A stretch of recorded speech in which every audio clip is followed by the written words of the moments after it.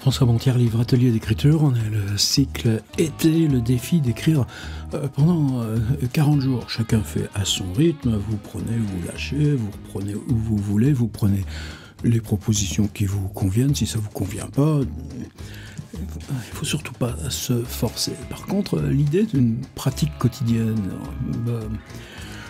un musicien, on ne va pas mettre en doute que ce soit favorable ni un sportif, ni un sportif.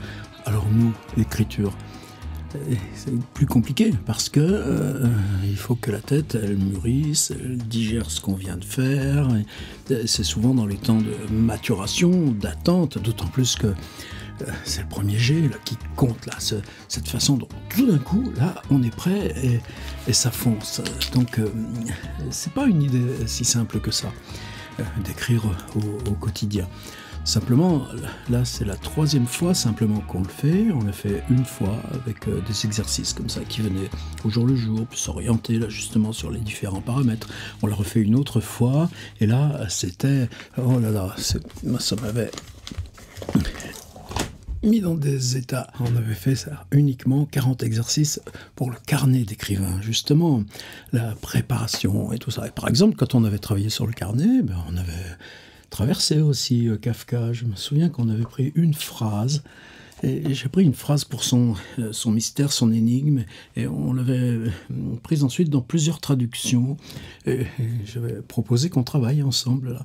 C'est pas pour se former comme traducteur, mais voilà, c'est ça l'atelier d'écriture. Ça tire pas à conséquence? En apparence, non.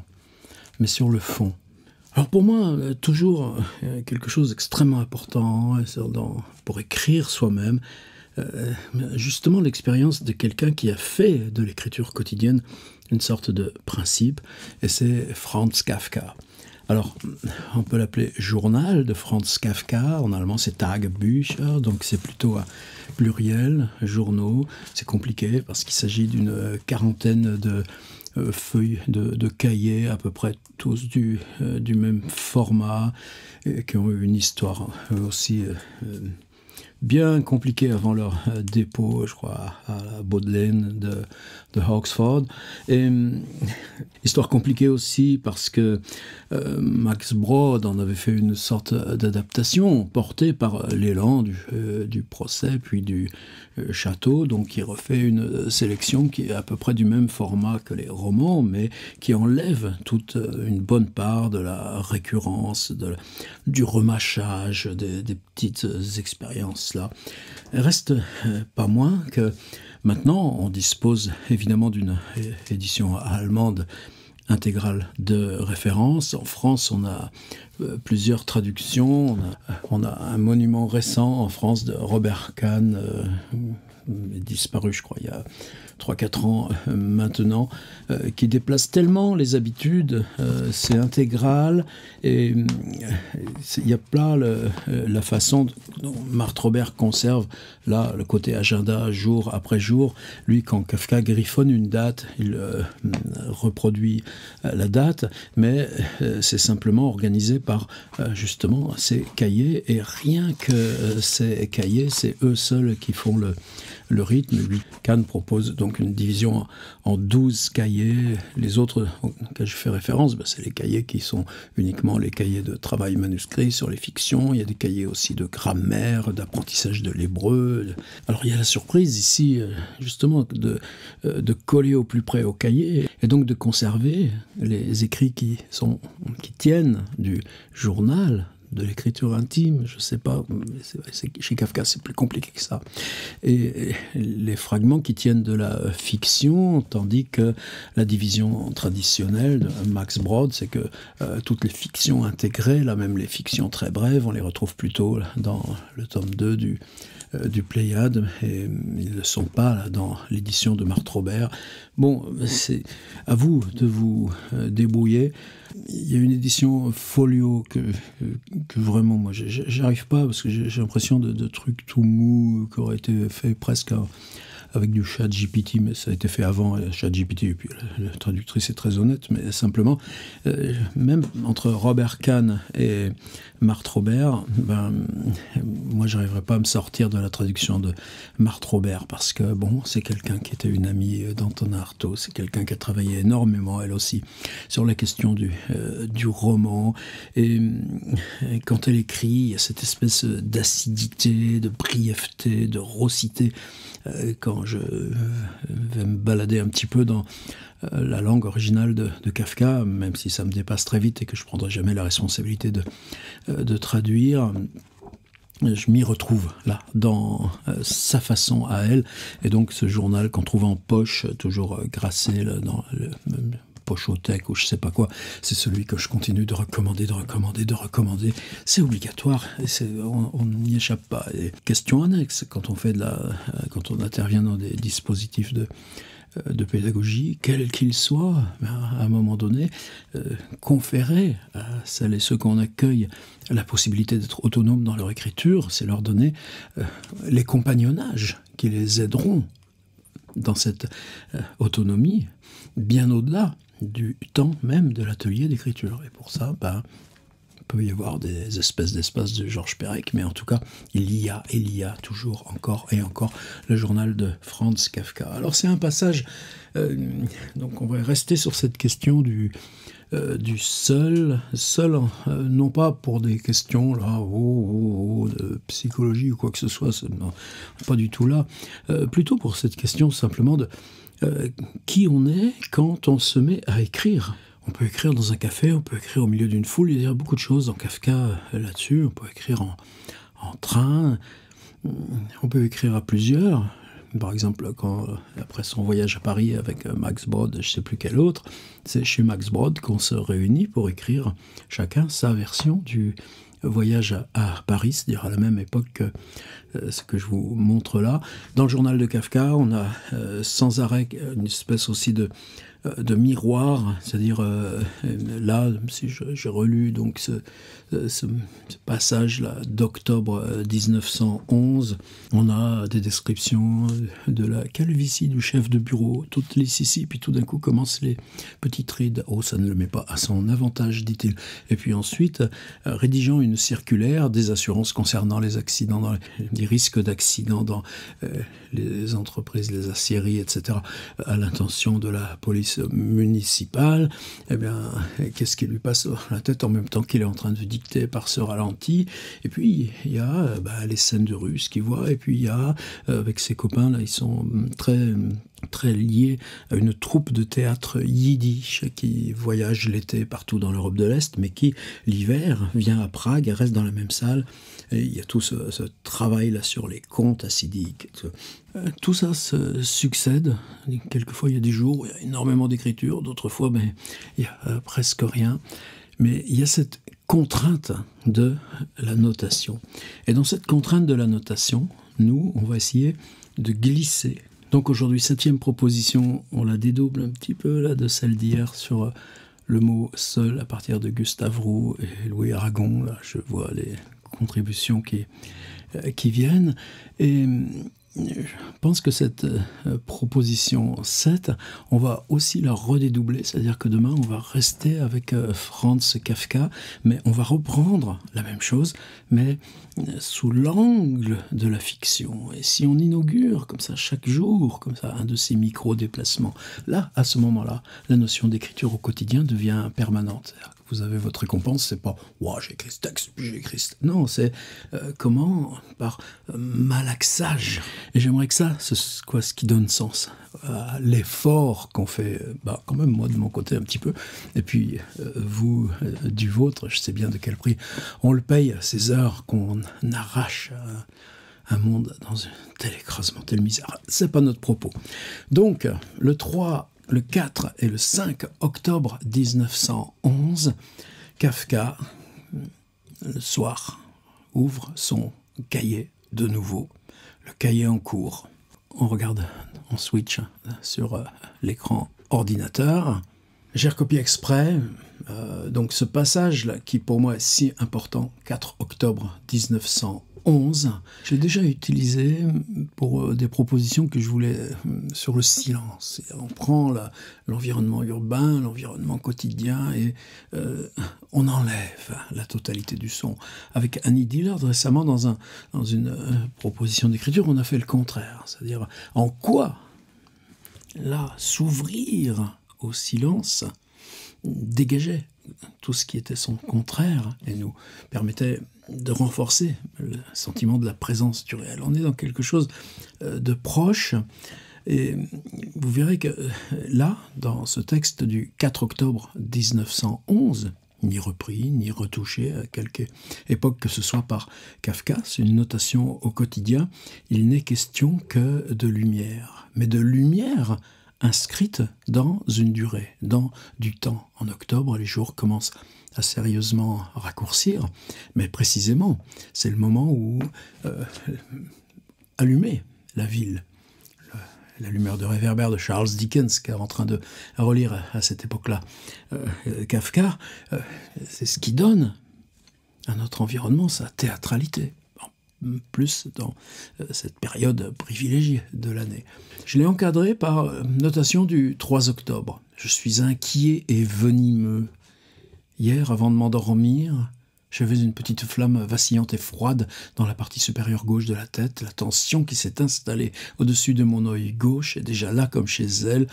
Pour peu que j'y réfléchisse, il me semble que je ne pourrais même plus supporter le bureau si l'on me disait que je serais libre dans un mois. La contrainte du travail salarié. Et pourtant, je fais presque toujours ce que j'ai à faire quand je peux être sûr de la satisfaction de mon chef. Il est bien sage, Franz Kafka, qui était cadre supérieur. Je suis très calme, je ne sens rien de terrible dans ma condition. C'est le propre du travail salarié. Hier soir, du reste, je me suis à dessein mise en léthargie. Je suis allé me promener. Qu'est-ce qu'on va faire de mieux quand on bute sur l'écriture que d'aller faire un tour et puis reprendre les livres. J'ai lu Dickens. Dickens, quand on le lit, on ne peut pas s'empêcher de rire, on ne peut pas s'empêcher de pleurer. Rien que pour ça, Dickens, il est aussi, près du cœur que Balzac. Après quoi, je me suis trouvé dans un état un peu plus normal, ayant perdu la force de ressentir cette tristesse que je regardais comme fondée. Et là, c'est l'horlogerie même de ce qu'on doit à Franz Kafka, mais surtout parce que c'est toujours inséré précisément dans un contexte extrêmement concret. Ça vaut pour les fictions comme ça vaut pour le journal.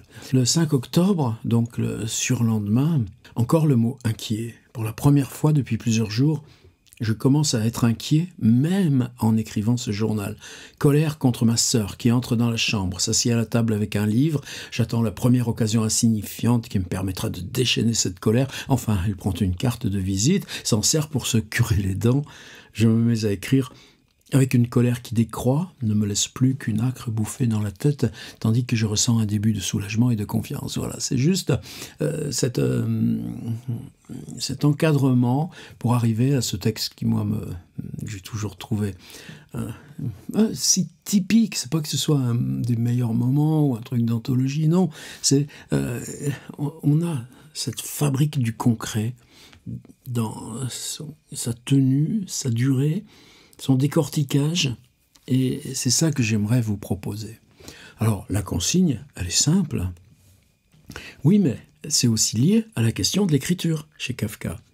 Donc pour vous, ce sera aussi lié à ces moments où vous allez écrire, vous préparez à écrire ou êtes en train d'écrire. Vous n'avez rien à écrire, on écrit sur le contexte de là où on s'est installé pour écrire. Et on est déjà en train d'écrire, puisque précisément, c'est ce qui nous fera les démarrages de fiction dans la proposition 8 à suivre. Vers le soir, sur le canapé, dans l'obscurité de ma chambre. Quoi de plus simple qu'une telle phrase ? Simplement, il y a le soir, donc on est situé dans la grande horloge de la répétition du temps, sur le canapé, donc c'est toujours cette dramaturgie là où habitent les Kafka, le père et la mère qui dorment dans une sorte de cagibi, là dans la petite épicerie là, qui donne sur la rue, un couloir au fond avec 2 chambres pour les 3 sœurs. Quand on repense au destin ultérieur de ces 3 sœurs, c'est tellement quelque chose qui nous arrache des larmes à chaque fois. Et cette pièce-là, qui sert de chambre à Kafka à quelques périodes de sa vie brève, il prendra une chambre lui-même dans Prague, mais tiendra pas longtemps. Donc un canapé pour dormir, donc une table pour écrire, et puis cette fameuse fenêtre sur rue, et puis attendre que tout le monde ait fini de traverser dans tous les sens pour s'y coller au boulot. Vers le soir, sur le canapé, dans l'obscurité de ma chambre. Et tout va se jouer sur cette question d'obscurité. Alors là, c'est pas quelque chose que je vous demande.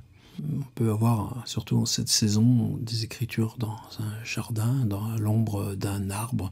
Qu'est-ce que j'ai aimé enregistrer des vidéos moi, au musée Rabelais, là, directement parmi les pommiers et les vignes. Et il se trouve que lui, c'est précisément ce jeu-là des lumières, parce que l'obscurité vient sur la ville, qui va faire l'unité de ce texte. Donc une durée, identifiable, non identifiable, c'est quelques minutes, c'est quelques dizaines de minutes, ce ne sera pas précisé, mais il y a un déroulement.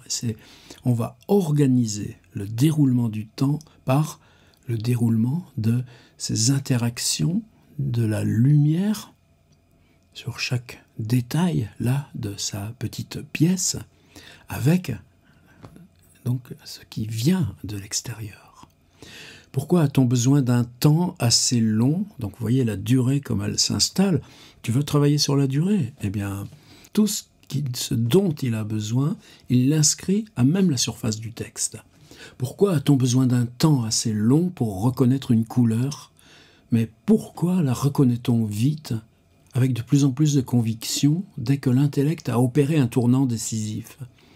Si la lumière du vestibule et celle de la cuisine tombent en même temps sur la porte vitrée, donc qui sépare la partie boutique de la partie privée où lui dort et travaille, une lueur verdâtre, ou plutôt, car je ne veux pas déprécier la certitude de mon impression, une lueur verte, mais on nous dit que c'est l'impression et pas la lumière en tant que telle, se répand presque jusqu'au bas des carreaux, mais qu'on ferme la lumière dans le vestibule et que celle de la cuisine reste seule allumée. Le jeu des éclairages, tout simple, puisqu'on est là dans cette chambre. Alors la vitre la plus proche de la cuisine devient d'un bleu foncé, passe au bleu blanchâtre, si blanchâtre que tout le dessin du verre dépoli, des petits motifs sur ce truc de verre, tête de pavot stylisée, lierre, divers carrés et feuillages.